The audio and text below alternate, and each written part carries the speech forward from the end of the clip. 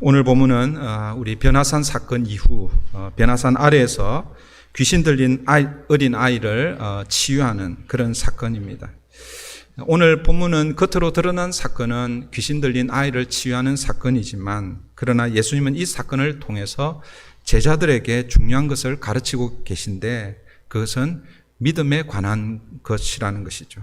왜냐하면 예수님은 제자들이 귀신 들린 이 아이를 치료하지 못하는 그 문제를 지금 예수님은 제자들의 믿음 없음, 믿음과 연결시키고 있다라는 것입니다. 먼저 19절을 한번 보시겠습니다. 19절을 보십시오. 대답하여 이르시되 믿음이 없는 세대여, 내가 얼마나 너희와 함께 있으며 얼마나 너희에게 참으리요. 그를 내게로 데려오라 하시매, 예수님께서는 귀신 들린 아이를 고쳐주기 전에 먼저 제자들의 믿음 없음을 책망하고 있습니다. 믿음이 없는 세대여. 그러므로 오늘 본문은 귀신 들린 이 아이를 치유하심으로 믿음의 문제를 다루고 있다라는 것입니다. 오늘 본문을 통해서 우리의 믿음은 어떠한가, 우리의 믿음도 한번 점검하는 그런 시간 되기를 바랍니다. 오늘 본문은 이 변화산 아래에서 제자들과 서기관들의 변론으로 오늘 본문이 시작됩니다. 14절입니다. 이에 그들이 제자들에게 와서 보니 큰 무리가 그들을 둘러싸고 서기관들이 그들과 더불어 변론하고 있더라. 예수님과 세 제자들은 산 위에 있었죠. 산 위에서 무엇을 경험했습니까? 주님의 그 변화산에서의 변모하신, 변형되신 그 변화산의 영광을 경험했습니다. 그리고 그 이후에 예수님은 제자들과, 이 세 제자들과 산 아래로 내려오셨습니다. 산 아래로 내려오셨을 때에 다른 제자들, 그러니까 남아있는 9명의 제자들을 보게 됩니다. 그런데 9명의 제자들만 보는 것이 아니라 큰 무리가 제자들을 둘러싸고 있는 것을 보게 됩니다. 그 큰 무리 안에 제자들만 있는 것이 아니라 또 누가 있습니까? 서기관들이 함께 있는 거예요. 그러니까 큰 무리를 둘러싸고 있는 그 안에 제자들과 서기관들이 변론하고 있다라는 것이죠. 그래서 예수님께서 제자들에게 너희가 무엇을 변론하고 있느냐라고 그렇게 묻습니다. 15절, 16절을 한번 보십시오. 15절, 온 무리가 곧 예수를 보고 매우 놀라며 달려와 문안하거늘. 여기서 온 무리라고 이렇게 표현이 되고 있는데 아마 제자들과 함께 그게 모여 있었던 무리들이 아닐까 생각합니다. 그 광경을 지켜보고 있던 사람들이 이제 예수님이 내려오시는 것을 보고 예수님께 관심이 집중이 됩니다. 그리고 이 무리들, 어쩌면 그 예수님의 제자들이 먼저 예수님에게 달려갔겠죠. 그 예수님 보고 놀라며 문안하고 있습니다. 왜 무리들이 혹은 제자들이 예수님을 보고 놀라며 문안했을까? 아마도 학자들마다 조금씩 다른데요. 변화산에서 예수님 변모하신 그 예수님의 흔적이 예수님 얼굴이나 혹은 예수님 몸에 좀 남아있지 않았을까, 이런 생각을 해볼 수 있습니다. 물론 예수님께서 변화산 위에서 있었던 일들을 아무에게도 알리지 말라라고 하셨기 때문에 예수님의 그 변화산에서의 영광이 전혀 없었을 수도 있습니다. 그렇지만 뭔가 이전하고는 다른 어떤 뭔가가 남아 있었을 것이다. 우리 그 구약에 보면 모세가 그 시내산에 40주야를 금식하고 하나님 앞에 말씀을 받고 내려오잖아요, 그죠? 그때 하나님의 영광을 경험한 그 모세의 얼굴에 광채가 비추었습니다. 그래서 사람들이 제대로 쳐다보지 못했죠. 그래서 모세가 그 수건으로 얼굴을 가렸습니다. 물론 그런 것까지는 아니었겠지만 어쩌면 예수님에게도 그런 설명할 수 없는 뭔가가 다른 그런 것들이 있었기 때문에 사람들이 혹은 제자들이 놀랐을 것이고, 그리고 그 예수님께 문안을 하고 있습니다. 여러분, 여기서 이 문안이라는 것은 우리가 아침 문안 인사 그런 정도의 문안이 아니라 지금 제자들이 어떤 상황에 있습니까? 곤란한 상황에 있는 것이에요. 한 어린 그 아이를 데려왔는데 귀신 들려 있습니다. 이 귀신 들린 이 아이를 고쳐달라고 하는데 제자들이 고쳐주지를 못하는 거예요. 그것을 보고 쩔쩔매고 있는 그들을 서기관들이 와서 그들과 변론하고 있다라는 것이죠. 사실은 변론이지만 어쩌면 서기관들이 이 그러니까 주도적으로 서기관들이 아마 그 제자들을 몰아세우고 있지 않았을까 생각합니다. 어찌하여 너희들은 너희 스승은 선생님은 귀신을 내어줬는데 너희들은 왜 그렇게 못하느냐, 아마 그렇게 했을 것입니다. 그런 상황 가운데서 누구를 만나는 거예요? 주님을 만나는 거예요. 그러니까 얼마나 반가웠겠습니까? 그래서 주님께 달려가서 놀라고 무난하고 있는 것이죠. 그때 예수님이 물으십니다. 16절입니다. 예수께서 물으시되 너희가 무엇을 그들과 변론하느냐. 예수님께서 너희가, 여기서 이 너희는 무리 중에서 예수님의 제자들을 가리키는 것이죠. 제자들에게 묻습니다. 무엇을 서기관들과 변론하고 있느냐. 그런데 이들이 대답을 하지 못합니다. 여러분 왜 못하고 있습니까? 제자들이 귀신 들린 아이를 고쳐주지 못했기 때문인 것이죠. 그래서 무리 중에 한 사람이 예수님께 나와서 대답합니다. 17절 18절입니다. 무리 중에 하나가 대답하되 선생님, 말 못하게 귀신 들린 내 아들을 선생님께 데려왔나이다. 귀신이 어디서든지 그를 잡으면 거꾸러져 거품을 흘리며 이를 갈며 그리고 파리해지는지라. 내가 선생님의 제자들에게 내쫓아 달라 하였으나 그들이 능히 하지 못하더이다. 누가 이 얘기를 보고하고 있습니까? 귀신 들린 아버지가. 제자들이 말을 하지 못하고 있으니까 귀신 들린 아버지가 지금, 귀신 들린 아이의 아버지가 지금 현재 지금 이 산 아래에서 벌어지고 있는 그 상황을 설명하고 있습니다. 이때 예수님의 반응이 19절이죠. 예수님 반응을 한번 보십시오. 19절입니다. 오늘 저와 여러분에게 주시는 말씀일 수도 있습니다. 우리 19절 다 같이 한번 읽어볼게요. 다 같이 읽습니다. 시작. 대답하여 이르시되 믿음이 없는 세대여, 내가 얼마나 너희와 함께 있으며 얼마나 너희에게 참으리요. 그를 내게로 데려오라 하시매.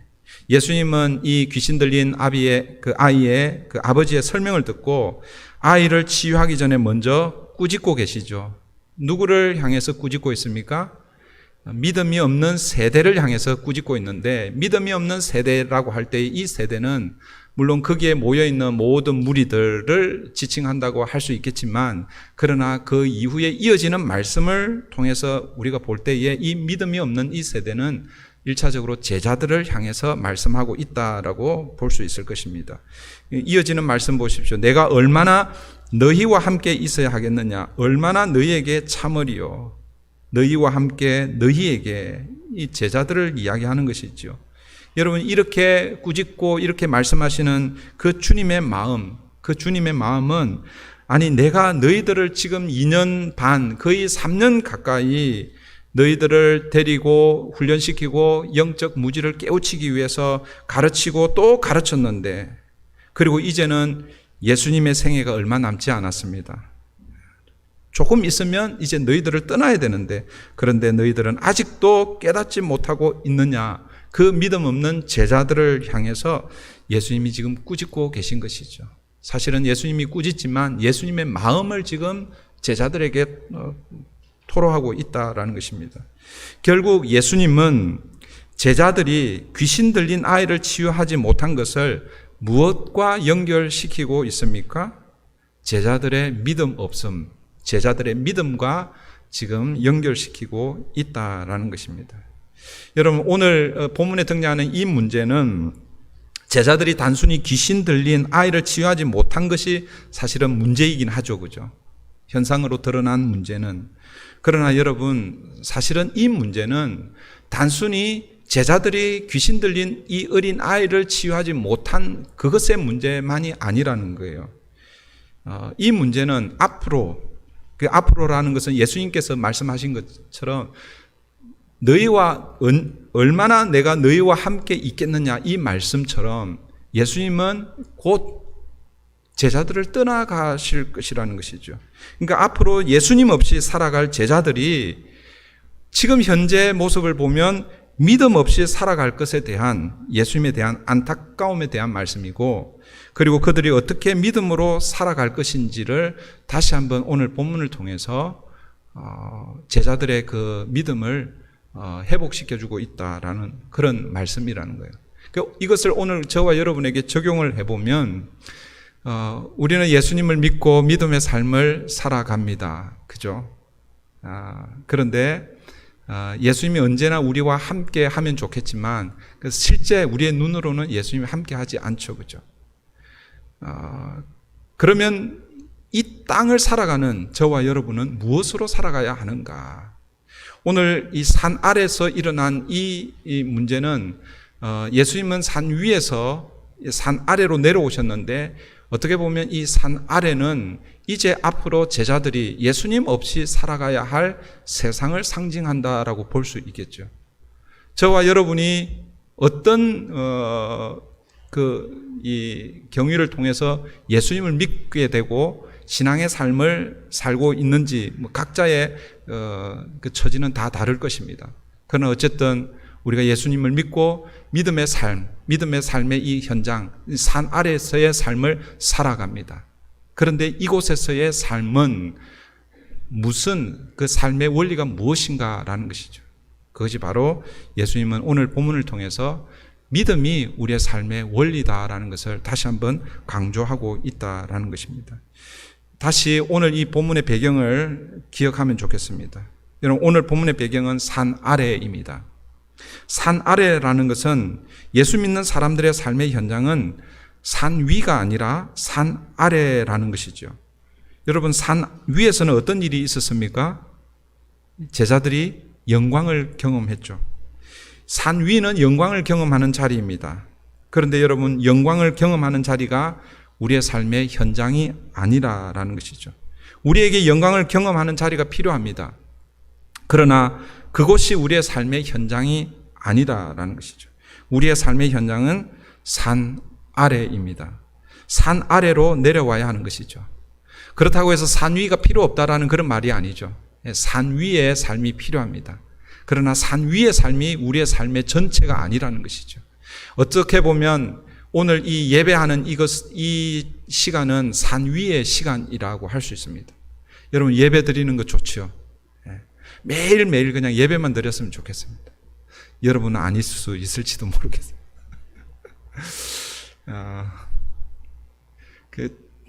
어떤 이 선교지나 이런 데 가면 아프리카나 이런데, 그리고 중국의 가정교회, 요즘 중국의 가정교회가 어떤지 모르겠는데, 이 예배를 어떤 데는 가면요, 어떤 지역에는 2시간, 3시간, 4시간 이렇게 드리잖아요. 그죠? 물론 민족의 특성에 따라서 그렇게, 시간의 차이가 있을 수 있습니다. 여러분, 우리 한국의 복음이 한 140년, 이제 벌써 한 150년 전에 복음이 들어왔을 때에, 그때 우리 한국의 초대교회, 오늘처럼 딱 1시간 딱 맞춰갖고 예배를 드렸을까요? 아닐 거예요. 그죠? 예배가 너무 좋아가지고, 1시간, 2시간, 3시간 그렇게 예배 드렸을 거예요. 물론 3시간씩 그렇게 예배 드리지는 않았을 거예요. 그런데 여러분, 예배가 너무 좋기 때문에 목사님 매일매일 그냥 하루에 2시간, 3시간, 5시간 예배만 드리십시다. 그러니까 원리적으로 보면 그게 너무너무 좋은 것이죠. 그런데 여러분, 우리의 삶의 자리는 이 삶의 전체를 보았을 때에 예배의 자리는 일부입니다. 일부. 다르게 표현하면 산 위에서의 삶은 일부라는 거예요.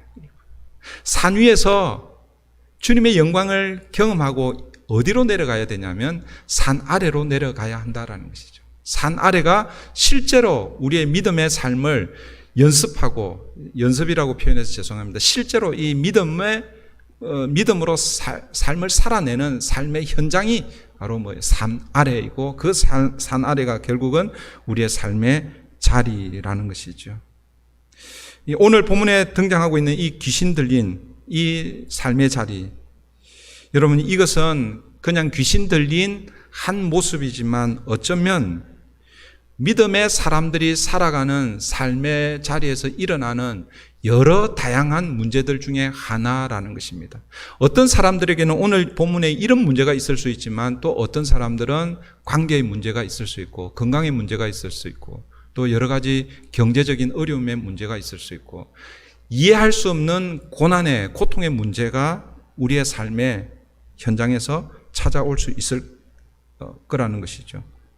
그런 삶의 현장에서 믿음의 사람들이 어떻게 살아야 되는가? 오늘 이 제자들은 그 삶의 현장에서 어떻게 살고 있는가? 그 오늘 본문에서 제자들은 그 믿음의 삶의 자리에서 믿음의 원리로 지금 승리를 하지 못하고 있다는 거예요. 문제를 해결해내지 못한다는 것입니다. 그러니까 어떤 도전이 있습니까? 서기관들이 제자들에게 나와서 논쟁합니다. 변론합니다. 그리고 무리들이 그 광경을 보고 구경하고 있는 것이죠. 연약한 제자들의 모습을 적나라하게 보여주고 있다는 것이죠. 어쩌면 오늘 믿음으로 사는 우리들이 이 세상 가운데서 우리에게 찾아오는 여러 가지 문제 앞에서 쩔쩔매고 있는 우리의 모습. 그런데 그것이 무엇과 연결되어 있다는 것입니까? 믿음과 연결되어 있다는 것입니다. 왜냐하면 오늘 예수님께서 이 제자들이 물론 드러나 있는 현상은 하나입니다. 귀신 들린 이 어린 아이 문제입니다. 그러나 그 문제의 원인을 예수님은 무엇이라고 말씀하고 있는가? 믿음의 문제라고 그렇게 말하고 있죠. 그러므로 이 산 아래에서 삶의 현장에서 예수님을 따르는 제자들의 삶의 그 원리는 무엇인가? 믿음이라는 것이 믿음. 그래서 예수님은 오늘 본문을 통해서 귀신 들린 아이를 치유하시면서 다시 믿음을 회복하는 길에 대해서 말씀하고 계신 것입니다. 두 번의 이 어린 아이를 치유하는 과정에서 두 번의 대화가 등장하는데 이 두 번의 대화를 통해서 예수님은 믿음을 회복하는 길, 계속해서 믿음을 유지하는 그 길을, 그 방법을 우리에게 소개해 주고 있습니다. 첫 번째 대화는 귀신 들린 아이의 아버지와 대화를 통해서 믿음과 관련해서 강조하는 강조점이 하나가 나오고, 두 번째는 제자들과의 대화를 통해서 강조하는 것이 나오고 있습니다. 여러분, 이 두 대화를 통해서 예수님은 믿음이 어떻게 회복되고, 믿음이 어떻게 시작되고, 믿음이 어떻게 강화되고, 그리고 두 번째 이 제자들과의 대화를 통해서 믿음이 어떻게 계속해서 유지될 수 있는가, 그것을 우리에게 보여주고 있습니다. 첫 번째는 귀신 들린 아버지와의 대화를 통해서 예수님께서 믿음을 다시 회복시켜주고 있습니다. 예수님은 귀신 들린 이 아이를 고쳐주기 전에 먼저 그의 아버지의 믿음을 회복시켜주고 있는데요. 아버지의 믿음을 어떻게 회복시켜주고 있는가? 예수님과의 대화를 통해서 회복시켜주고 있죠. 그러니까 예수님과 아버지의 대화를 우리 한번 살펴보겠습니다. 21절 예수님이 아버지에게 이렇게 묻습니다. 언제부터 이렇게 되었느냐? 무슨 얘기입니까? 너의 아들이 언제부터 이런 현상이 일어났느냐라고 묻는 것이죠. 아버지가 뭐라고 대답합니까? 어릴 때부터입니다. 그러면서 지금 더 첨가하고 있습니다. 귀신이 그를 죽이려고 불과 물에 자주 던졌습니다. 그리고 나서 아버지가 그 다음에 뭐라고 말하고 있는가? 이 말이 사실은 예수님을 이제 딱 이게 뭐랄까요? 오늘 본문에서 중요한 모티브로 사용하고 있죠. 22절 하반절이죠.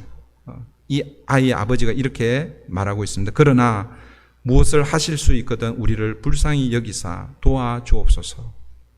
여러분, 이 아버지의 이 말은 아이를 치료해 달라고 하는 그런 간절함이 이 말에 포함이 되어 있습니다. 그러나 여러분, 우리 아이가 치유받을 수 있을지 잘 모르겠습니다 하는 이런 의심도 함께 포함이 되어 있는 거예요. 주님, 예수님, 내 이 아이, 귀신 들린 이 아이를 치유해 주십시오. 간절한 마음이 있지만, 그러나 이 아버지의 이 말에는, 그런데 예수님 할 수 있겠습니까? 라는 이런 마음이 있다라는 것이죠. 왜 그런 생각을 하냐면, 이 아이가 언제부터 이런 증상이 일어났다고요? 어린 때부터 그랬다는 거예요. 그 어릴 때가 언제인지는 모르지만, 상당히 긴 시간 동안 이 아이가 이런 현상을 겪고 있다라는 거예요. 귀신 들려서 어려운 가운데 있다라는 것이죠. 여러분, 귀신 들려서 이 아이가 발작을 하고 이렇게 할 때에 아버지가 그냥 가만히 있었겠습니까? 이것도 해보고 저것도 해보고 다 해보았을 것입니다. 그런데 효력이 없는 거예요. 그런데 마침 제자들을 만난 거예요. 그 9명의 제자들에게 이 아이의 문제를 해결하기 위해서 제자들에게 데려왔는데 제자들도 그 문제를 해결할 수 없다라는 거예요. 그리고 지금 예수님 앞에 서 있는 거예요. 그런데 예수님 앞에 서서 이 아버지의 대답은 무엇입니까? 무엇을 할 수 있거든. 이 말은 간절한 마음은 있지만 그러나 의심의 마음을 함께 품고 있으면서 예수님에게 아이를 고쳐달라고 하는 것이죠.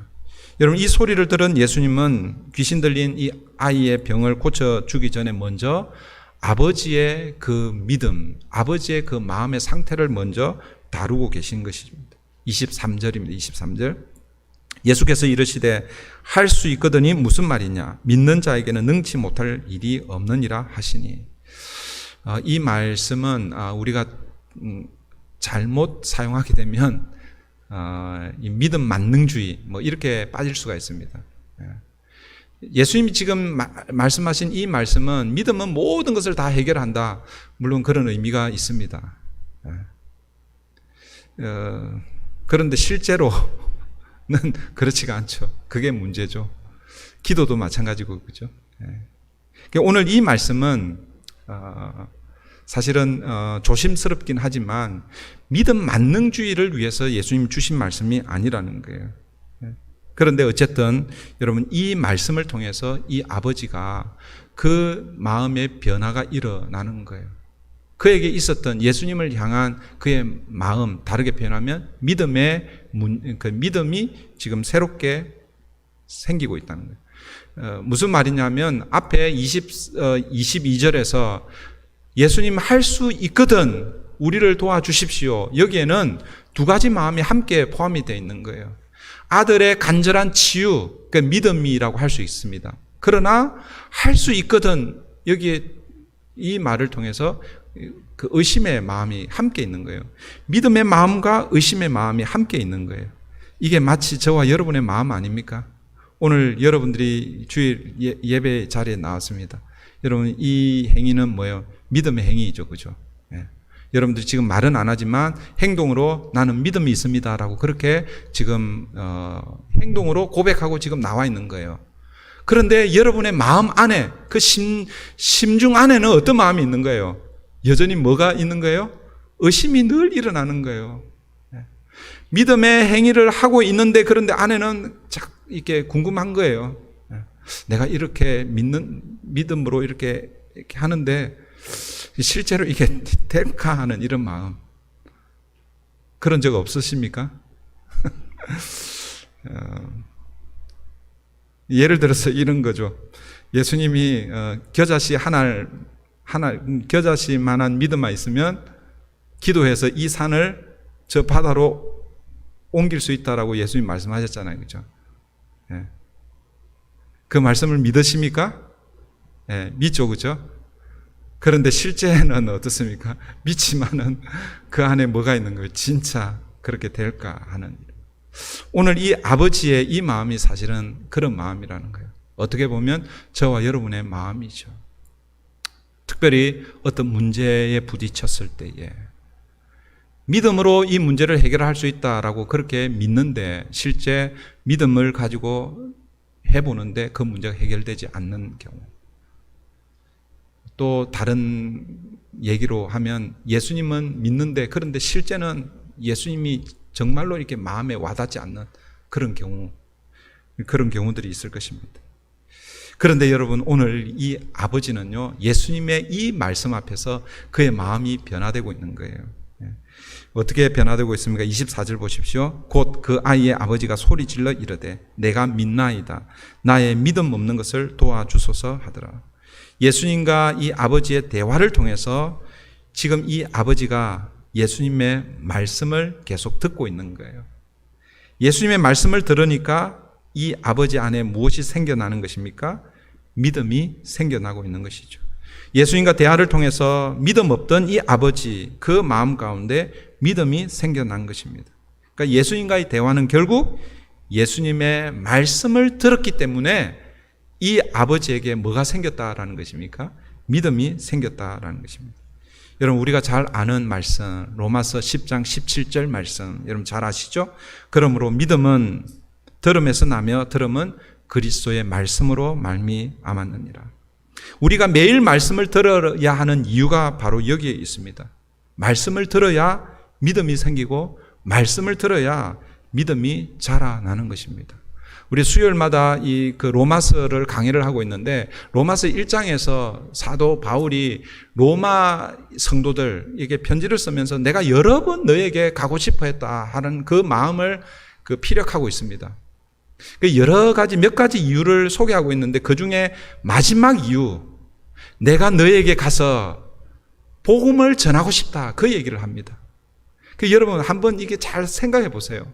지금 로마 교회 성도들은 이미 뭐예요? 복음을 받고 로마 교회를 이루고 있는 하나님의 백성들입니다. 그리고 사도 바울이요, 그 앞에서 이 로마 교회 성도들을 얼마나 칭찬하고 있는지 몰라요. 굉장히 믿음이 좋은 소문난 믿음의 사람들로 그렇게 칭찬하고 있습니다. 그런데 사도 바울이 그럼에도 불구하고 내가 너에게 가고 싶다, 가서 하고 싶은 일은 너에게 복음을 전하고 싶다라는 거예요. 왜 그럴까요? 여러분, 복음은 한 번 듣고 그걸로 끝나는 게 아니라는 거예요. 하나님의 말씀은 한 번 듣고 은혜를 받고 그것으로 끝나는 게 아니라는 거예요. 복음의 말씀, 하나님의 말씀은 계속해서 들어야 되고 계속해서 우리에게 들려져야 한다라는 것입니다. 새벽 묵상을 통해서 하나님의 말씀을 들어야 하고요. 예배를 통해서 하나님의 말씀을 들어야 되고, 여러분 개인적으로 하나님과의 그 관계 가운데서 말씀을 계속해서 들어야 여러분의 믿음이 그나마 유지되고 움직일 수 있습니다. 사랑하는 성도 여러분, 하나님의 말씀을 계속 듣지 않으면요, 죄송한 얘기지만 있던 믿음도 흔들리게 됩니다. 있던 믿음도 약해진다는 거예요. 그냥 가만히 있으면 그냥 그 상태로 유지되는 것처럼 보이는데 그렇지 않다라는 거예요. 여러분, 코로나 바이러스로 인해서 교회가 가장 많은 도전은 뭐냐면, 물론 온라인이나 인터넷 다양한 그 채널을 통해서 말씀을 듣는 것은 계속해서 이루어지고는 있죠. 그렇지만 여러분, 이 기간 동안 우리 성도님들의 영적 근력, 이런 것은 많이 약해졌다라는 것입니다. 여러분 개인적인 어떤 그 건강의 문제는 어떻습니까? 저는요, 이 코로나 때문에, 물론 코로나하고 상관없이 나가서 운동해도 사실은 되는데, 그런데 그것 때문에 더 사무실에 더 많이 앉아 있는 거예요. 여러분들도 마찬가지죠. 평소보다도 여러분 더 집에 많이 있잖아요. 그죠? 가만히 있으면 뭐예요? 근력이 생기는 것이 아니라 근력이 힘을 잃어가는 것입니다. 영적 문제도 마찬가지예요. 그냥 가만히 있으면 그 믿음이 그 상태에서 유지되는 것이 아니라 여러분 믿음이 약해지는 거예요. 믿음이 힘을 잃어버린다라는 거예요. 그러므로 여러분, 이 믿음이 계속해서 우리 안에 역사하기 위해서는 하나님의 말씀을 들어야 하는 것입니다. 그래서 오늘 예수님은 이 아버지와의 이 대화를 통해서 너희들에게 믿음이 어떻게 다시 회복되고 다시 생기고 그 믿음을 강화시키는가, 그것은 뭐예요? 예수님이 이 아버지와의 이 대화를 통해서 말씀을 계속 들어야 된다. 왜요? 이 아버지가 예수님과 대화하면서 예수님의 말씀을 들음으로 그의 믿음이 눈을 뜬 거예요. 그의 믿음이 다시 살아나고 있다라는 것이죠. 그러니까 믿음은 첫 번째, 말씀과 연관이 깊다라는 것입니다. 계속해서 말씀을 들어야 합니다. 두 번째, 제자들과 대화를 통해서 믿음의 문제를 이제는 기도와 연결시키고 있습니다. 치유 사역을 끝내고 제자들이 예수님께 질문을 합니다. 25절부터 27절은 이제 이 어린 아이를 치유하는 그런 장면이죠.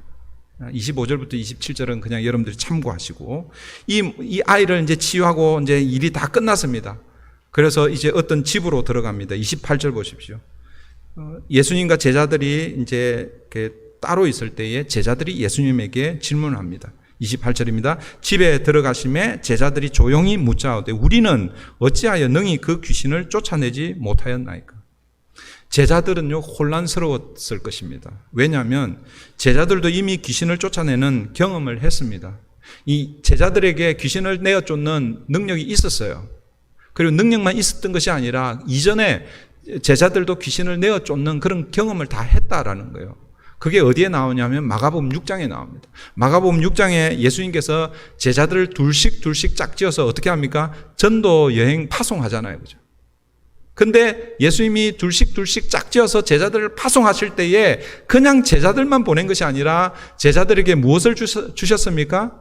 더러운 귀신을 내어 쫓는 권세도 주셨다라고 그렇게 말씀합니다. 그리고 실제로 그 마가복음 6장 13절에 보면 제자들이 귀신을 내어 쫓고 하는 그런 그 말씀이 나와 있고, 그리고 그 마지막 부분 6장 마지막 부분에 이제 돌아와서 예수님께 그 전도 보고를 하잖아요. 놀라운 일들이 우리에게서 일어났습니다. 그러니까 오늘 본문에서 예수님의 제자들이 귀신을 내어 쫓는 능력이 없었던 것이나 아니면은 그런 경험이 전혀 없었던 그런 상황이 아니라는 거예요. 이미 제자들에게는 귀신을 내어 쫓는 권세도 있었고 그런 경험도 있었습니다. 그런데 오늘 이 산 아래에서 이 귀신 들린 이 어린 아이를, 그 귀신을 쫓아내지 못하는 거예요. 오늘 이 본문의 제자들의 질문의 요지는 무엇입니까? 예수님, 전에는 우리가 이 일을 했는데 왜 오늘은 안 됩니까? 예수님, 마가복음 6장에서는 예수님이 권세를 주셨을 때 우리가 그 일을 했는데 마가복음 9장에서는 왜 안 되는가? 이런 질문이 나는 거죠. 여러분들에게도 그런 일이 있을 수 있습니다. 예전에 처음 예수를 믿고 주님의 은혜 가운데 풍성할, 그 은혜로 여러분 충만할 때 그때 뭔가 이렇게 하지 않았습니까? 그죠? 그런데 지금은 어떻습니까? 이때 예수님이 제자들에게 답을 주십니다. 그 답이 오늘 29절이죠. 29절 보십시오. 이르시되 기도 외에 다른 것으로는 이런 종류가 나갈 수 없느니라 하시니라. 지금 현재 예수님께서 그 앞부분에서 제자들이 귀신을 내쫓지 못한 그 원인을 무엇이라고 얘기했습니까? 19절에서 믿음이 없는 세대여. 제자들에게서 능력이 나가지 않는 이유, 믿음 없음에 대해서 말씀하셨습니다. 예수님의 진단은 믿음이 없는 것이 그 19절에서 그렇게 진단을 내렸는데, 그러니까 믿음이 없어서 지금 귀신을 내쫓지 못하고 있습니다. 그런데 마지막 결론은 기도가 없기 때문에, 다르게 표현하면 지속적인 기도가 없기 때문에 믿음이 없는 세대들의 특징을 지금 예수님이 콕 집어서 지금 말씀하고 있다라는 것이죠. 너희들이 믿음이 있다고 하지만 그러나 그 믿음이 계속해서 유지가 되지 않고 있다라는 것이죠. 그러니까 다르게 표현하면 여러분들의 믿음이 계속해서 믿음으로 역사하고 활동하려면 무엇이 함께 가야 한다라는 것입니까? 기도가 함께 가야 한다라는 것입니다. 여러분 누가복음 18장을 보시면 18장에 여러 비유가 나오는데 그중에 과부와 재판장 비유가 먼저 1절부터 8절에서 소개가 되고 있습니다. 과부와 재판장의 비유 여러분 잘 아시죠? 억울한 그 일을 당한 이 과부가요, 재판장에게, 그런데 그 재판장을 불의한 재판장이라고 이렇게 표현하고 있습니다. 그 재판장에 가가지고 그 이 억울한 일을 좀 해결해 달라고 그러는데, 근데 이 재판장이 말을 안 듣잖아요.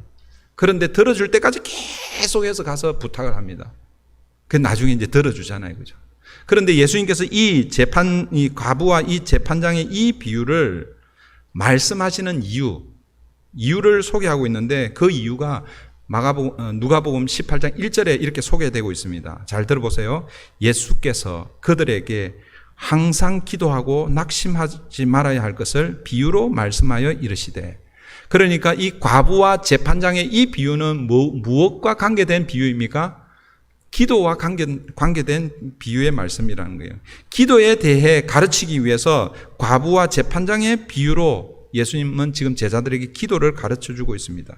그런데 여러분 이 비유의 마지막 결론이 무엇인가?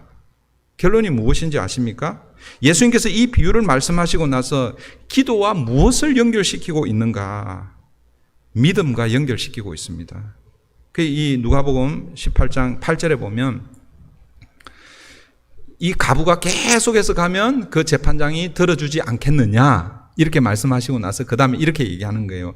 그러나 인자가 올 때에 세상에서 기도하는 사람을 보겠느냐? 이렇게 말씀을 딱 하면은 이게 말씀이 이해가 되는데, 그런데 예수님 그렇게 말씀하시지 않고 이렇게 말씀하시는 거예요. 그러나 인자가 올 때에 세상에서 믿음을 보겠느냐? 아니 누가복음 18장 1절부터 7절 그 8절 상반절까지 예수님은 지금 기도의 비유로 과부와 재판장의 이 비유를 들어서 말씀하시는데 마지막 결론은 무엇과 결부시키고 있는 거예요? 믿음을 보겠느냐라고 그렇게 말씀하고 있습니다. 그 말은 뭐냐면 이 믿음과 기도는 함께 가고 있다라는 것이죠. 기도는 믿음을 지속시켜주는 힘이다라는 것을 여러분 알 수가 있습니다. 이제 말씀을 정리하겠습니다. 예수님은 오늘 본문을 통해서 앞으로 제자들이 살아가야 할 삶의 현장은 산 위가 아니라 산 아래인 것을 오늘 본문을 통해서 우리에게 보여주고 있습니다. 물론 예수님은 지금 두 장면을 다 보여주셨죠. 세 제자를 통해서 산 위의 상황을 보여주셨습니다.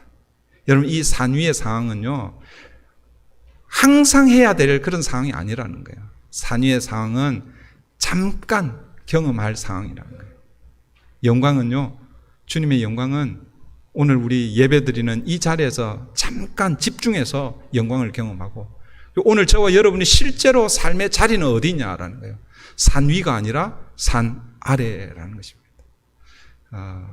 여러분 마음은 좀 틀릴 수는 있지만 그냥 이해하고 들으십시오. 예배가 좋잖아요, 그죠? 예수님 그냥 우리 일주일 내내 그냥 교회 모여갖고 예배드리고 같이 맛있는 거 해먹고 그렇게 했으면 좋겠습니다. 여기 교회 텐트, 요즘 텐트는 아주 좋은 텐트들이 많아요. 그래서 여기 텐트 여러 개 쳐가지고 목사님 텐트, 뭐 우리 장로님들, 권사님들 텐트 해서 그냥 주님 오실 때까지 여기서 텐트 치고 사십시다. 이 예배가 아무리 좋아도 그렇게 할 수 없다라는 거예요. 산 위의 상황과 산 아래의 상황을 예수님 보여주시면서 우리가 현재 처해 있는 상황은 어디냐라는 것입니다. 우리가 어디에서 주로 살아야 할 그 자리는 어디 있냐라는 거죠. 그게 뭐예요? 산 아래라는 것입니다. 그러면 산 아래에서 우리가 이 땅을 살아야 되는데 예수님을 따르고 예수님의 제자로서 그럼 어떻게 살아야 되는가? 우리의 삶의 원리가 무엇이냐라는 것입니다. 산 아래는 세상을 상징한다고 그랬죠? 그 세상을 사는 삶의 원리는 무엇인가? 세상 사람들은 무엇을 가지고 무엇을 붙들고 삽니까? 세상의 원리를 가지고 사는 것이죠. 그런데 우리는 그렇게 살면 안 된다라는 것이죠.